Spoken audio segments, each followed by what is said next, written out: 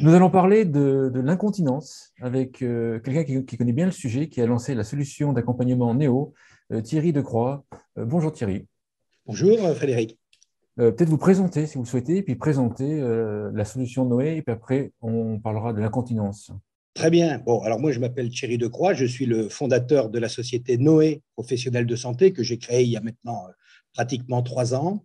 J'ai débuté ma carrière à l'étranger, expatrié au sein d'un groupe de communication à Madrid, à Londres, à Buenos Aires. Et ensuite, j'ai rejoint un groupe médical en Allemagne, à Stuttgart. Et puis, rapidement, j'ai été rattrapé par un ADN familial, un ADN social qui m'a poussé et boosté à créer aujourd'hui une société et je me positionne comme un entrepreneur social. Il faut dire que quand on était jeune, nous avons été élevés au sein d'un monastère et Ah, j'avais la chance d'avoir l'affection de 80 grands-mères, 80 religieuses à l'époque et je suis très heureux aujourd'hui de pouvoir rendre un peu d'affection. ça devait filer droit, non? Alors, on était hébergés au sein du Ah oui, ah monastère, puisque d'accord, ma ok. maman s'occupait d'une association de réinsertion qui était logée à D'accord. l'intérieur. On y allait pour les bons côtés. Noé, qu'est-ce que c'est? Alors, Noé, c'est la première plateforme d'accompagnement des personnes qui souffrent d'incontinence à domicile et en résidence autonome. On s'est rendu compte qu'aujourd'hui, on peut se procurer quelques protections, mais qu'il y a un véritable problème d'adaptation, d'utilisation de protections adaptées, car il n'y a pas d'accompagnement, il n'y a pas de conseil, et les gens achètent un petit peu ce qu'ils peuvent, un petit peu n'importe quoi, et on a des catastrophes ensuite au domicile. D'accord, donc on va recouvrir tous ces points-là. On a un petit peu préparé, je dois avouer oui, pour ceux qui suivent. Et il y a des points, à mon avis, on va prendre beaucoup de choses. Si on parle de l'incontinence, globalement, ça représente combien de personnes et qui est Voilà. concerné? Alors, si on parle du marché de l'incontinence, on va parler en France d'à peu près 10 millions de personnes. 10 Parce qu'à millions. l'intérieur de l'incontinence, on va mettre les personnes qui souffrent réellement d'un problème d'incontinence, la maladie, la pathologie, Ah, la les enfants. vieillesse, etc. Donc, on a déjà les personnes qui souffrent réellement d'incontinence. On va ajouter aussi les personnes en perte de mobilité, celles qui se déplacent difficilement et qui, par conséquent, arriveront aux toilettes un petit peu trop tard. Et donc, elles ont besoin d'être appareillées, elles ont besoin de protection. On va D'accord. parler aussi des enfants qui Ah souffrent oui. d'énurésie. On va parler bien sûr du handicap et les personnes qui sont en fauteuil roulant, qui ne peuvent pas toujours se déplacer, les personnes qui sont alitées. Précision, dans les 10 millions, on ne compte pas les enfants, c'est les adultes. Oui, là, on est sur les adultes, tout à Ah, fait. c'est énorme, d'accord. Oui, Euh, puisque vous avez à peu près 2% des enfants qui souffrent d'énurésie en France. C'est un problème qui est important. Et alors, donc, pour me rassurer, ça concerne plus les hommes ou les femmes? alors Frédéric, je vais vous rassurer, ça concerne davantage les femmes. C'est une petite D'accord. Ouf. injustice. Bon. Ouf pour moi, précision. Vous entendez, c'est pas garanti, c'est pas garanti. Bon. Alors, vous avez 35% des femmes de plus de 70 ans qui portent des protections. Vous avez 30% des hommes de plus de 80 ans. Souvent, l'incontinence chez les hommes est associée à une pathologie. Naturellement, l'homme va être un petit peu plus résistant et peut aller jusqu'à un âge très avancé sans problème d'incontinence. La femme doit faire un petit peu attention à la rééducation du périnée quand il y a eu des grossesses. Elle doit faire attention quand va arriver la ménopause. Il va y avoir un relâchement musculaire. Et puis après, il y a des facteurs aggravants, et ça, c'est valable pour tout le monde, que ce soit les grands fumeurs, que ce soit l'alcool, que ce soit le sport à très très haut niveau, les chanteurs d'opéra. On s'occupe de chanteurs d'opéra qui ont beaucoup travaillé la ceinture abdominale. Et chez ces profils-là, on peut retrouver effectivement de l'incontinence. Si quelqu'un nous écoute et veut éviter les fuites urinaires, il y a des solutions de comportement. Et puis à quel âge il faut commencer? Il faut commencer, il faut commencer. Alors pour la femme, il faut bien sûr commencer. D'abord, c'est une hygiène de vie. Hein. On parlait du tabac, on parlait de l'alcool. Pour les femmes, ça va être bien sûr la rééducation du périnée après les grossesses et puis apprendre à faire les exercices dans la longueur à la maison, c'est extrêmement important. Après, il faut voir ce qui se passe, mais en tout cas, il faut toujours, quand on a ce type de problème, consulter son médecin généraliste, consulter un urologue. Il y a peut-être des solutions chirurgicales quand c'est possible, comme le pose de bandelette, par exemple. Il faut le tenter, il faut tout faire pour éviter de porter des protections, mais quand le problème arrive, les experts Noé vont pouvoir vous aider à sélectionner les bonnes protections. Comme on n'est pas dans une culture de prévention par rapport à la perte d'autonomie, j'imagine que si on fait une extrapolation, en fait, on ne prend pas soin de soi jusqu'au moment où le problème arrive. Ou est-ce qu'il y a des gens qui sont en prévention concernant la perte, enfin, la fuite urinaire?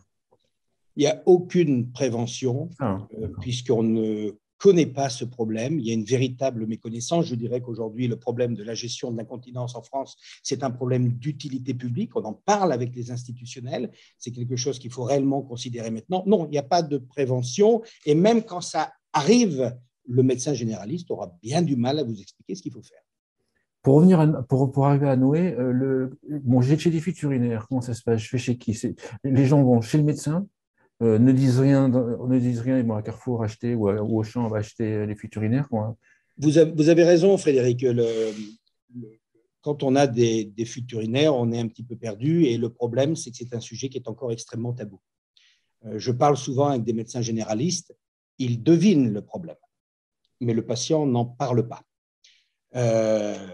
Maintenant, si on parle à proprement parler des protections à mettre, des protections adaptées et protections inadaptées, malheureusement, le médecin généraliste lui-même ne sera pas formé. C'est pour cette raison que j'ai décidé de créer l'accompagnement Noé, puisque je me suis rendu compte qu'il y a aujourd'hui en France une véritable rupture dans le parcours de soins. C'est-à-dire que dans toutes les étapes médicales que Madame Germaine, qui souffre d'incontinence, va avoir, à aucun moment on va lui apporter des conseils pertinents sur le type de protection qu'elle va pouvoir porter.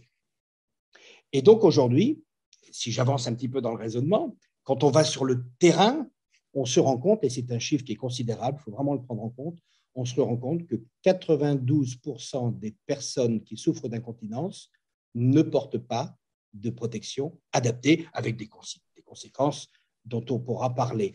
Mais pour reprendre votre question, Frédéric, quelqu'un qui souffre d'incontinence, son premier réflexe, ce sera d'aller dans la grande distribution. Ce sera d'aller à son hypermarché, supermarché le plus proche, et essayer de trouver n'importe quelle référence sans connaître et sans savoir réellement ce qu'il est en train de choisir. Sans savoir, par exemple, que la grande distribution a des niveaux d'absorption qui sont très bas et que si c'est quelqu'un qui a une incontinence moyenne ou forte, elle n'aura pas accès aux bons produits et donc on sera en situation de protection inadaptée. D'autres auront la tentation de commander des protections par les catalogues, les fameux catalogues qu'on reçoit à domicile. C'est pareil, ce sont des protections souvent qui sont de très faible absorption. Chez le pharmacien, il n'y a pas toujours du choix, il n'y a pas toujours le conseil, on ne peut pas tester, il n'y a pas d'échantillonnage. C'est aussi très compliqué. Dans tout le parcours de soins, il est difficile pour Madame Germaine d'obtenir des informations pertinentes. Une couche inadaptée, c'est une question d'absorption ou il y a d'autres critères que je comprenne? Alors, il y a d'abord la forme de la protection. Est-ce que c'est le type de la protection? Est-ce que c'est plutôt une culotte absorbante? Est-ce que c'est plutôt un change complet? Est-ce que c'est plutôt ce qu'on appelle un change complet avec une ceinture qu'on appelle le flex? Est-ce que c'est un change anatomique? Il y en a plein, il y a plein de types de protection. Après, le nerf de la guerre, c'est le niveau d'absorption. Quel niveau d'absorption je vais utiliser pour le jour, pour la nuit? Et on verra que l'expert utilise certaines méthodes pour définir les niveaux d'absorption qui sont importants. On rappellera aussi tout à l'heure qu'il est très difficile d'obtenir les informations techniques sur les paquets de protection pour le consommateur, qui ne s'y retrouve pas. En préparant, vous me parliez de risques d'avoir une couche qui ne soit pas adaptée. Les risques sont lesquels? Oui, alors les risques sont très importants. Il y a des risques pour les patients, il y a des risques pour les aidants, il y a des risques pour les travailleurs du secteur médico-social. Les risques les plus importants à traiter, c'est les risques pour le patient, la personne qui souffre d'incontinence. Si elle met une protection qui n'est pas adaptée, d'abord, il y a des risques médicaux. Des risques médicaux parce qu'il va y avoir macération. Si la protection n'absorbe pas suffisamment, à ce moment-là, il va y avoir engorgement, il va y avoir contact avec les urines, et là, on est dans une problématique de risques risques médicaux, développement des escarres, même parfois de la déshydratation, puisqu'on connaît des patients qui, à partir de 16 heures, décident de ne plus boire, de ne pas prendre de potage, de ne pas prendre de tisane le soir, parce qu'on se dit que la nuit, ça va être une catastrophe et ça va déborder dans le lit. Donc, des risques médicaux. Après, nous avons des risques d'isolement social. Une personne qui n'a pas une protection adaptée va s'isoler parce que je ne peux plus aller faire le marché. Ça va couler entre les jambes, à tout moment ça va partir, je ne vais pas pouvoir le contrôler. Parce que je veux éviter un dîner avec mes amis, prendre le thé avec mes copines, parce que je ne peux plus aller chez le coiffeur non plus, parce que cette protection inadaptée qui va créer des débordements à n'importe quel moment vont faire que je vais petit à petit m'isoler socialement, même de ma famille proche, même de mes enfants, puisqu'au sein des familles, c'est un sujet très tabou. Vous avez des risques de chute importants. Pour lutter contre tous ces problèmes, Noé intervient comment? Vous intervenez comment? Alors, Noé va définir la protection adaptée avec les bons taux d'absorption qui vont être mis le jour, la nuit. À l'intérieur des protections, vous avez un gel absorbant durcisseur. Plus il y a du gel absorbant, plus la quantité d'urine sera absorbée. Moins il y a de gel, moins ça va être absorbé et plus ça va passer à côté. Donc, l'expert Noé va calculer le calendrier mictionnel de Madame Germaine dont on parlait tout à l'heure. À quelle heure vient l'auxiliaire de vie? Est-ce que c'est un homme? Est-ce que c'est une femme? Est-ce que c'est un enfant? Quels sont les rythmes un petit peu familiaux? On va essayer de calculer le nombre de mictions qu'elle va pouvoir avoir afin de trouver l'absorption idéale pour le jour, pour les nuits et pour éviter tous les risques. Sur la liste des risques, nous avons aussi les risques de chute. Il faut savoir que se lever plusieurs fois la nuit pour changer sa protection qui n'est pas adaptée est un risque de chute très important. Se précipiter du divan quand je regarde la télé pour aller aux toilettes est un risque de chute. Tout ça, il faut traiter tous ces problèmes-là. Et enfin, ce n'est pas des moindres, c'est la perte financière. Quand je n'ai pas une protection adaptée, je perds beaucoup d'argent. Je vais perdre beaucoup d'argent. On les change plus souvent, c'est ça? Je vais les changer plus souvent. Le matin, je vais faire une machine à laver pour laver mes draps qui ont été souillés. Et donc, une machine à laver, c'est bon pour vous, Frédéric, c'est bon pour moi, ça coûte 5 € quand vous appuyez sur le bouton. Alors, en fin d'année, 365 jours, vous avez dépensé un peu plus de 1 800 € uniquement pour laver les draps. C'est l'auxiliaire de vie qui va passer plus de temps, bien sûr, pour s'occuper du lit et du linge le matin. Donc, il va falloir payer aussi tout ça. Et donc, au final, l'enveloppe va être vraiment extrêmement importante. Comment est-ce que vous faites connaître des personnes âgées? Comment est-ce que la personne âgée, elle sait que vous existez? Alors, notre métier, c'est de créer des réseaux de prescripteurs. Bien évidemment, on ne va pas embêter nos petites personnes et puis on ne peut pas identifier qui souffre d'incontinence ou pas. Alors, on travaille avec les travailleurs sociaux, les infirmières, ceux qui travaillent au domicile, même les ambulanciers. Vous savez que les ambulanciers sont confrontés aux problèmes de protection inadaptée. Si l'ambulance amène une dame en dialyse toutes les semaines, s'il y a un accident de protection pendant le trajet, c'est extrêmement embêtant et embarrassant pour la petite dame. Donc, ce sont des réseaux de prescripteurs et on le verra après. Nous avons créé une labellisation à destination des SAD et des résidences autonomes. Justement, on va en parler. D'accord? Très bien. Alors, je voulais juste, Frédéric, pardon, si vous êtes d'accord, juste… Faites, c'est votre émission, l'invité. Je voudrais quand même mentionner pourquoi on en est arrivé là. Pourquoi aujourd'hui, 92% des personnes à domicile ne portent pas de protection adaptée. Alors, on l'a vu, il y a un problème de rupture dans le parcours de soins, mais ce n'est pas tout. Il y a un problème de formation du milieu médico-social, du milieu des auxiliaires de vie, où on se rend compte qu'il y a des formations qui existent sur l'aide à la toilette, qui sont organisées par des organismes de formation, mais je regrette que dans ces plannings de formation, il n'y ait pas un module spécifique sur comment choisir une protection adaptée, comment être accompagné pour éviter ces différents problèmes. Donc là, on a des améliorations à faire en termes de formation. D'ailleurs, je suis formateur à l'IFSI, Institut Formation en Soins Infirmiers, parce que justement, on vient apporter aux étudiants ces éléments de réflexion qui vont vraiment les aider. Il y a un problème de formation. Il y a un problème d'information par les grands fabricants de protection. Ces fabricants de protection font un travail fabuleux.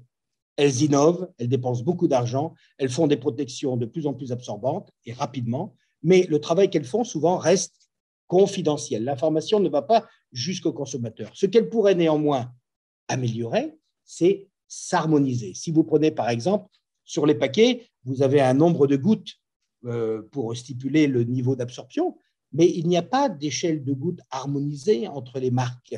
Et ça doit se travailler. 60 millions de consommateurs a tapé du poing sur la table il y a quelques années, et il n'y a pas d'harmonisation. Le consommateur ne peut pas se retrouver. Si vous avez 5 gouttes d'une marque, ça n'est pas 5 gouttes d'une autre marque, etc., etc. Bon, on a des canaux de distribution qui sont un petit peu confus et qui ne proposent pas énormément de protection différentes. On parlait tout à l'heure du pharmacien qui souvent a un seul ou deux modèles. On parlait de la grande distribution où les absorptions sont trop basses. On parlait des catalogues qui font des produits qui sont plutôt également de basse qualité. Donc, vous voyez, toutes ces raisons font qu'aujourd'hui, on a cette situation qui est une véritable alarme. Alors, indépendamment de son travail, Noé, qui a des experts Noé, qui font des bilans à domicile ou en visio, nous avons développé une application mobile, nous allons pouvoir définir le calendrier mictionnel de Madame Germaine. Et je voudrais juste vous dire quelques mots, cher Frédéric, sur la complexité du travail de l'expert Noé. Et là, je vais vous donner quelques petits éléments. Je ne sais pas si vous savez, Frédéric, que vous avez, comme moi, une vessie qui fait probablement 700 millilitres. On ne sait pas que Madame… J'ose l'avouer, je ne le savais pas. Bon, voilà une information intéressante. Madame aura une vessie qui fait 400 millilitres. D'accord ? Donc, les femmes ont une vessie plus faible. On se rend compte que quand on prend l'autoroute avec Madame, souvent on se fait arrêter sur l'autoroute, Madame demande à s'arrêter, mais on n'est pas équipé pareil. Donc, ça, il faut le savoir. Les enfants, on sera 150, 200 millilitres de la vessie. Donc, on a tous une capacité vésicale différente. L'expert Noé doit en prendre compte pour définir les niveaux d'absorption. Est-ce que vous savez, Frédéric, que quand on est jeune, comme vous, comme moi, la nature est plutôt bien faite. On va éliminer 2/3 la journée et on va éliminer 1/3 la nuit. Alors, c'est pas mal, ça nous permet de passer la nuit sans se lever. Mais après un certain âge, environ de 70 ans, nous allons assister à l'inversion des cycles mictionnels. C'est-à-dire que les personnes âgées vont éliminer 1/3 dans la journée. On est toujours en train de courir après les personnes âgées en disant « Allez, il faut aller aux toilettes, il faut aller aux toilettes », alors que la nuit, elles vont éliminer 2/3. Il faut tenir compte de cet élément. C'est très important dans le choix des protections. Est-ce qu'il ne faudrait pas des absorptions plus importantes la nuit que le jour? Bon, il faut savoir que le renouvellement de la peau, le renouvellement cellulaire, chez une jeune personne est de 30 jours. Chez une personne âgée, elle est de 60 jours. Si vous avez la peau qui a été abîmée par les urines, vous allez mettre un temps considérable à récupérer une belle peau. Le renouvellement cellulaire va être extrêmement long. Donc, il ne faut pas l'abîmer. Dernier exemple, le pH de la peau est légèrement acide, 5,5, pour se débarrasser des petits microbes, des bactéries. Avec les urines, le pH de la peau va être complètement modifié et la peau va se faire attaquer beaucoup plus facilement. Vous voyez, juste quelques exemples qui vous montrent à quel point le choix d'une protection est complexe. On est très loin d'aller dans la grande distribution pour prendre le premier paquet qu'on a devant soi et que ça a besoin d'une analyse, ça a besoin d'une expertise. C'est ce que Noé a voulu mettre en avant. Ça résonne en ce moment avec le livre de Victor Castanet. Oui. Dans les EHPAD. Tout ce que vous me dites, je comprends mieux le problème dévoilé dans le livre. Le parcours, en fait, une personne âgée ne va pas se lever le matin en disant, voilà, ça ne fonctionne pas.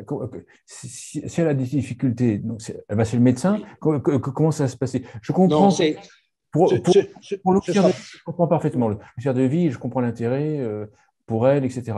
Mais une personne âgée qui n'a pas d'auxiliaire de vie ou de proche à domicile avec qui parler… Eh bien, malheureusement, sa situation n'avancera pas. Ça, ouais. Si elle n'a pas quelqu'un qui va donner l'alerte. Alors, on a un problème aussi, c'est que beaucoup de personnes s'imaginent que les petites protections qu'elles arrivent à trouver dans un petit commerce du coin, elles pensent aussi qu'il n'y a que ça comme solution. Et beaucoup se disent, je n'ai pas le choix. Donc, il faut des alertes. Il faut des alertes. Les alertes, c'est, je le souhaite davantage d'ailleurs, ce sont les SAD. Ce sont les directeurs, les responsables de secteur, ce sont les auxiliaires de vie qui doivent le matin, quand ils découvrent le lit, c'est elles qui doivent dire oh, là, il faut réagir, ça ne va pas. Ça peut être l'infirmière qui vient faire la piqûre le matin. Qu'on soit précis, avec une couche adaptée, il n'y aurait pas de drap souillé. Bien sûr que non. Bien sûr que non. Avec une protection adaptée, oui. Non. Donc, en fait, si une personne âgée, a une couche et que les draps sont quand même souillés, c'est que la couche n'est pas adaptée. Ça c'est un signe. Ça, c'est un signe. Si le pantalon est trempé, s'il y a des urines, malheureusement, sur le carrelage, sur le divan, sur les chaises à la maison, s'il y a de l'urine le matin, si la petite alaise est trempée tous les matins, la petite alaise jetable qu'on met dans le lit, si elle est mouillée tous les matins, tout ça, ce sont des indicateurs. Si les odeurs sont trop fortes aussi à la maison, tout ça, ce sont des sonnettes d'alarme qui disent que la protection n'est pas adaptée et qu'il faut réagir pour le bien-être, le confort et la dignité. Oui, alors qu'en fait, donc, si Océan de Vie ne connaît pas tout ce champ, elle va avoir l'idée de changer la couche, garder la même couche, la changer plus souvent, laver les draps. Alors, c'est un bon point, c'est-à-dire que les erreurs fréquentes qu'on le rencontre au domicile, comme ça ne marche pas, alors les personnes vont passer leur temps à se changer. J'ai connu quelqu'un qui mettait l'alarme toutes les heures la nuit, parce que toutes les heures, il se levait pour changer de protection. Ce n'est pas une solution, bien évidemment. Hein. Et puis alors, les erreurs fréquentes, il y a des personnes, comme ça ne fonctionne pas, ils vont pouvoir mettre 2 ou 3 protections les unes au-dessus des autres. Bon, et ça marche je ne suis pas sûr que ce soit prévu pour ça. Hein. Non, ça ne marche pas parce que les protections sont imperméables. Et évidemment, quand la première elle est pleine, ça va les couler sur le côté, ça va souiller, on va tout mettre le dispositif à la poubelle et là, on va perdre beaucoup d'argent. Noé, en fait, donc vous intervenez à domicile et à distance. Oui. J'imagine que donc le CIR de vie si elle est formée, vous allez la former, elle va détecter la difficulté. Ensuite, ils vont faire appel à vous pour détecter la bonne couche. Oui. Et ça, c'est ça le parcours logique. Et nous, on va garder l'expertise parce que l'auxiliaire de vie, on peut la sensibiliser au problème. On peut lui expliquer les petites alertes au domicile. Mais après l'expertise, il faut vraiment, je vous ai donné quelques exemples dans le débat, mais il faut absolument que ce soit un expert qui prenne ça en charge. Il y a beaucoup de protections différentes. Il y a des grands laboratoires. Je voudrais nommer par exemple Abena, le laboratoire Ideontex, qui sont des gens extrêmement efficaces, qui font des protections de très grande innovation. Ces gens-là, on travaille avec eux. Et puis, elles nous forment, nous, en interne, et puis elles nous expliquent toutes les nouveautés, les innovations qui vont sortir. Notre métier, c'est d'être au courant de tout. La labellisation dont j'ai parlé tout à l'heure. Nous appelons… Alors maintenant, la labellisation… Eh oui, la labellisation, elle se fait dans le cadre d'une opération que j'ai montée qui s'appelle l'opération 100% protection adaptée sur les territoires. Je voudrais saluer l'appui que nous avons reçu de l'Agence interdépartementale de l'autonomie 78-92, Asma Echouta, sa directrice, Armel Tilly, sa présidente, et toutes les équipes qui ont pris ce sujet à bras-le-corps avec moi et qui m'aident à sensibiliser les travailleurs sociaux sur le terrain et qui m'aident à sensibiliser aussi les entreprises et associations de maintien à domicile, parce qu'il faut sonner l'alerte, c'est ces gens-là. Cette labellisation, nous la proposons aux entreprises de maintien à domicile. C'est une labellisation qui est gratuite, bien évidemment, puisqu'on veut que les gens s'occupent du problème. Donc, si vous commencez à demander des sommes, ce n'est pas la peine, les gens ne vont pas s'y intéresser.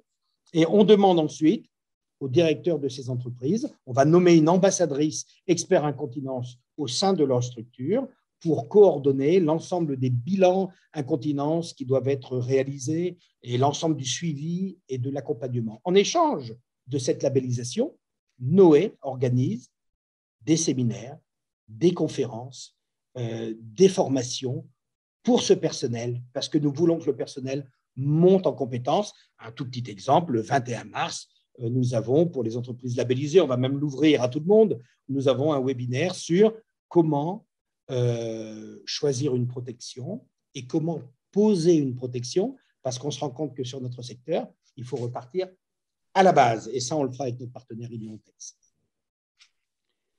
Votre métier, il est développé, il est connu, le métier d'accompagnement, enfin Non, c'est un métier qu'on a inventé. C'est un métier qui n'existe pas. Personne n'aurait imaginé qu'il faille accompagner les personnes qui souffrent d'incontinence, qu'il suffit d'aller dans le commerce et tout est réglé. Mais nous, on voit tous les jours les erreurs qui sont faites. Non, c'est un métier que nous avons inventé, c'est un accompagnement que nous avons inventé et il faut vraiment, vraiment avancer très, très vite là-dedans au niveau national parce qu'il y a un travail considérable. On ne peut pas laisser les personnes qui souffrent d'incontinence dans cette situation. Autre point qu'on voulait aborder, c'est l'aide au financement. Oui, alors, ça aussi, c'est un point qui est extrêmement important. Bon, vous savez que vous avez, pour l'achat de fournitures d'hygiène, vous avez l'APA, la PCH, la CNAV. Après, il y a quelques mutuelles privées qui peuvent s'en occuper aussi un petit peu. Si je prends l'APA, la PCH, ce sont des aides, des allocations pour l'achat de fournitures d'hygiène qui sont très bien. Il faut être éligible, hein, il y a des conditions, bien évidemment. L'assistante sociale va vous classer dans la grille GIR et après, il y aura une prise en considération ou pas de ce budget incontinence. Le budget incontinence, c'est un budget conséquent. Si je prends l'exemple du 78 dans les Yvelines, une personne qui souffre d'incontinence éligible, elle va avoir 108, 110 euros par mois pour l'achat de ses protections. C'est très bien positionné. Bon, le petit problème, c'est que les 108 euros que va donner le département, en réalité, comme il n'y a pas de contrôle sur ce que Mme Germaine va acheter, en réalité, Mme Germaine va dépenser 140 euros. On lui donne 108, il y aura un reste à charge assez important parce qu'elle va surconsommer, parce que ces protections ne seront pas adaptées. Quand un expert Noé est passé et quand il y a une enveloppe de 108 euros, on sera en réalité à 85 euros. Donc, vous voyez, il suffit d'adapter pour faire baisser les budgets d'environ 20%. Ça, c'est vraiment très important. Donc, les aides, oui, sont de qualité, mais il faudrait contrôler un petit peu comment sont utilisées ces aides pour des produits adaptés. D'accord. Une conclusion à l'émission? Une conclusion, c'est la motivation qu'on a chez Noé, c'est la motivation, réunir tous les acteurs du secteur médico-social qui nous rejoignent en ce moment, qui ont pris conscience de ce problème et qui nous rejoignent, que ce soit les agences Petit-Fils, Eradom, La Vie Simple, les ESSAR Services, etc. Il y en a plein d'autres qui nous rejoignent. Ce sont des directeurs, des auxiliaires, des responsables qui ont été sensibilisés à ce problème et qui veulent que tous ensemble on avance avec cette opération 100% protection adaptée, sans oublier les départements à qui on leur demande de se mobiliser également sur ce thème. Super, merci Thierry Decroix. Je rappelle que vous êtes le fondateur de Noé, une solution d'accompagnement concernant l'incontinence. Merci beaucoup. Merci Frédéric, avec plaisir.